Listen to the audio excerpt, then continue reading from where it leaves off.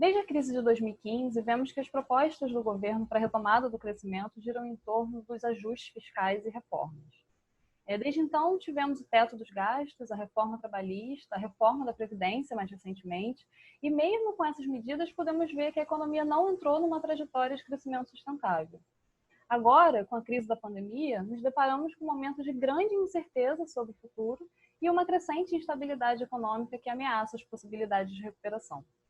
Eu sou Lines Pessoa, economista e pesquisadora do FINDE, e hoje estou aqui com Fernando Ferrari Filho, professor titular aposentado do Departamento de Economia e Relações Internacionais da Universidade Federal do Rio Grande do Sul e pesquisador do CNPq, para falar sobre as medidas pós-pandemia para a retomada do crescimento. Ferrari, muito obrigada por você ter aceitado o convite do FINDE. É um prazer poder conversar com você aqui hoje. Eu que agradeço, prazer em poder falar com vocês.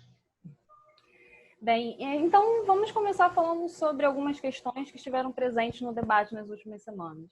Nós sabemos que, apesar do insucesso que as medidas de ajuste fiscal e reformas apresentaram nos últimos anos, as propostas de retomada do governo para a crise da pandemia parecem insistir em continuar seguindo essa mesma direção. Nas últimas semanas, nós assistimos aos debates em torno das reformas tributária e administrativa como possíveis medidas de estimular o crescimento econômico.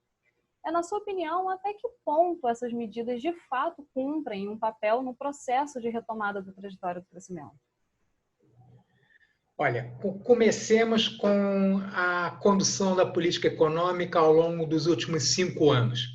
Iniciou-se no segundo mandato de Dilma Rousseff, ou seja, a política econômica ortodoxa de ajuste fiscal a qualquer custo, quando Joaquim Levy era ministro da Fazenda, e recrudesceu-se no mandato de Temer, com Meirelles à frente do Ministério da Fazenda, e piorou em termos de recrudescimento no mandato de Bolsonaro, quando temos à frente do Ministério da Economia Paulo Guedes. Ou seja, ao longo desses 5 anos de austeridade fiscal, de redução do papel do Estado na economia, de privatização e assim por diante, os resultados empíricos, os resultados econômicos são risíveis. Você teve uma recessão em 2015 e 2016, quando o PIB brasileiro acumulou uma queda de 7,2%.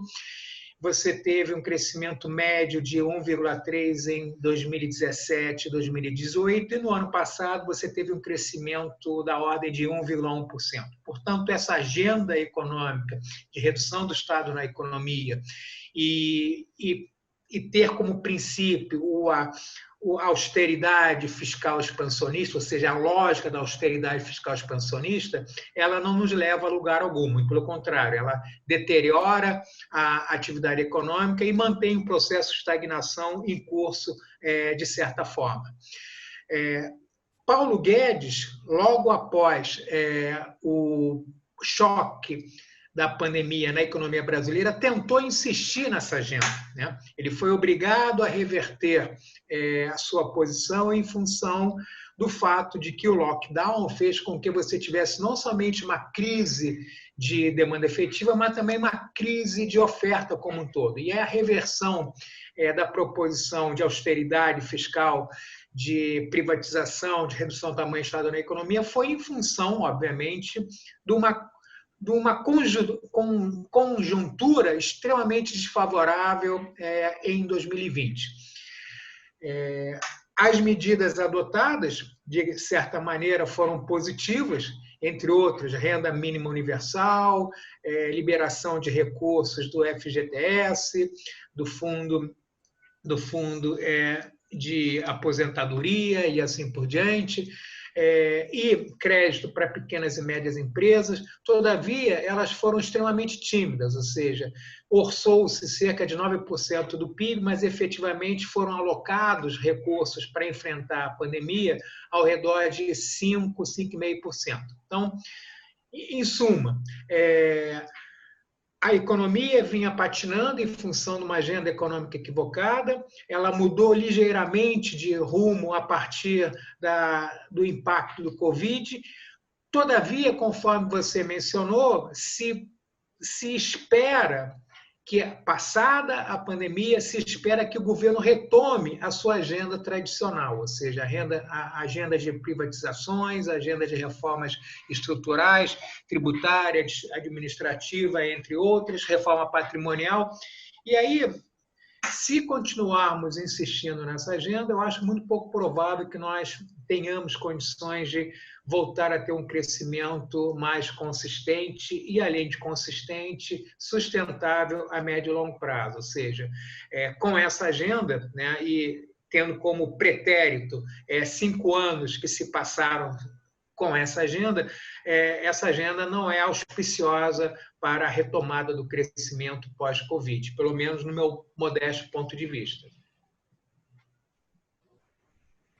E sobre a importância, né, dessas medidas de estímulo que suavizam a queda da atividade econômica, nós aqui no Brasil tivemos um exemplo, né, de uma que foi justamente o auxílio emergencial, né, que apesar de insuficiente, ajudou a recompor a renda de diversas famílias e teve um papel de estímulo à demanda por incentivar o consumo. Né? Apesar de ser insuficiente, né, e de ser uma medida paliativa, nós sabemos que teve um papel fundamental, né, para suavizar a queda da atividade econômica. Só que nós sabemos também que os efeitos de uma crise de tamanha dimensão, eles serão duradouros, né, sobre a estrutura da economia.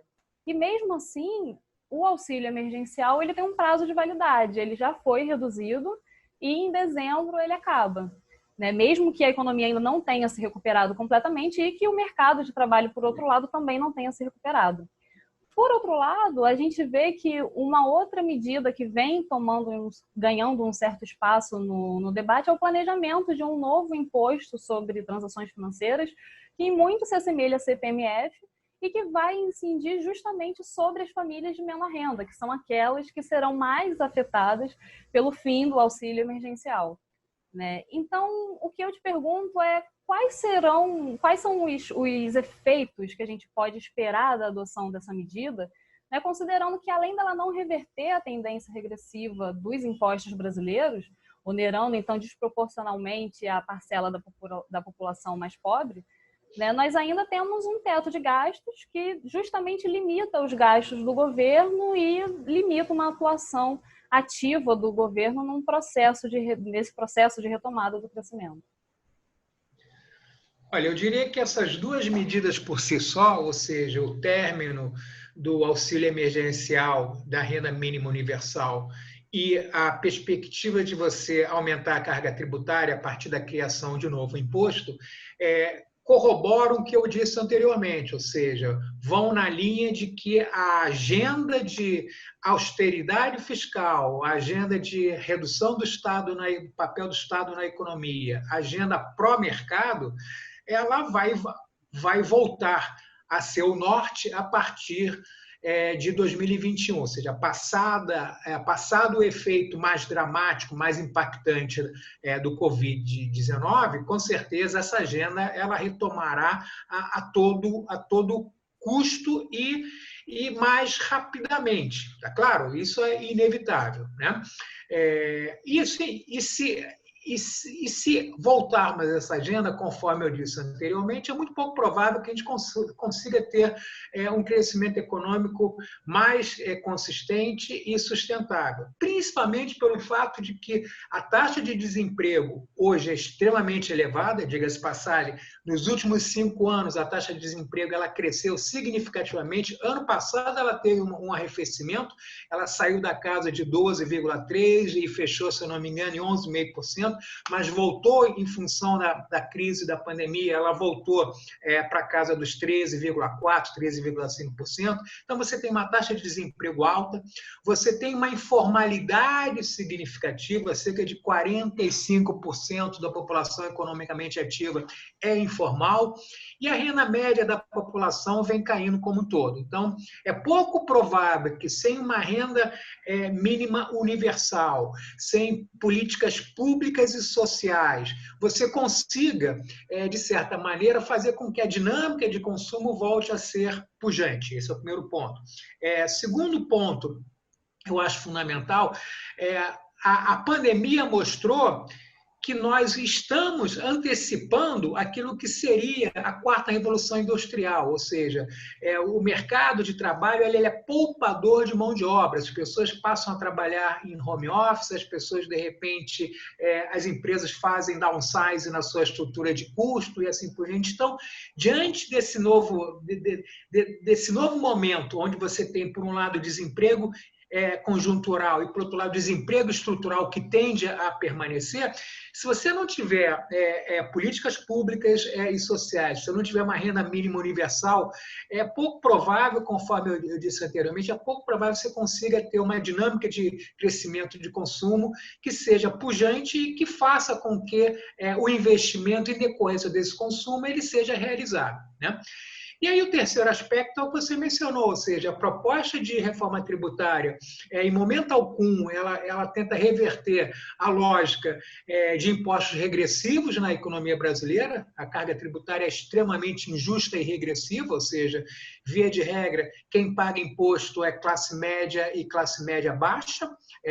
Pessoas que têm mais condições financeiras pagam proporcionalmente menos impostos do que pessoas que têm menos condições financeiras. E a reedição da CPMF, independentemente da alíquota, se é 0,2%, se é 0,38% sobre as transações financeiras e bancárias de todos que utilizam esses meios como forma de pagamento, provavelmente ela acentuará a regressividade do imposto. Ela, obviamente, é um imposto abrangente, né? O imposto que tem um resultado imediato sobre a arrecadação tributária, ela melhora a arrecadação tributária, ela evita uma dinâmica de sonegação, tá claro? Só que ela é altamente regressiva e tem um conteúdo de injustiça significativo. É uma medida que, especialmente no atual momento, então, realmente não nos traz boas perspectivas, né, sobre os efeitos dela. Então, para finalizarmos, né, você já deu diversos indícios nas suas falas, mas se você fosse sintetizar aquilo que, na sua opinião, seria uma trajetória com maior capacidade de colocar o país numa trajetória de crescimento estável, de fato, como você sintetizaria? Olha, a primeira questão que eu entendo é que você tem que ter uma estabilização macroeconômica no sentido mais amplo. Você não tem que se preocupar somente com a questão inflacionária. Eu diria que os últimos governos, e aí os últimos governos, não somente Temer, o governo Bolsonaro, o governo Dilma, eu diria o próprio governo Lula e os próprios governos Fernando Henrique Cardoso. Esses governos parecem ter se preocupado fundamentalmente com a estabilização dos preços, a estabilização monetária. Eu diria que estabilização macroeconômica é estabilização de preços, é crescimento econômico sustentável, é equilíbrio externo, ou seja, equilíbrio de balanço de pagamento, equilíbrio fiscal e inclusão social com distribuição de renda. Então, para que você tenha essa característica de estabilização macroeconômica, eu diria que você tem que ter duas frentes.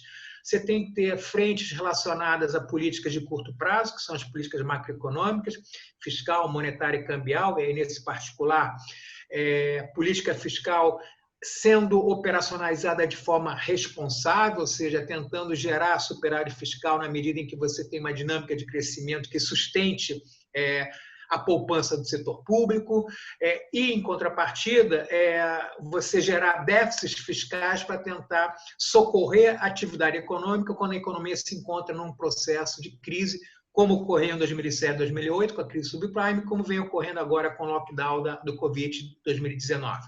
Política monetária, se for mantido o sistema de meta de inflação, política monetária que tenha como objetivo, o regime de meta de inflação tenha como objetivo o duplo mandato da política monetária. Ou seja, a política monetária voltada para controlar a inflação, quando a inflação é predominantemente de demanda, e política monetária voltada principalmente para a sensibilidade dos indicadores reais da economia, ou seja, nível de emprego e nível de investimento.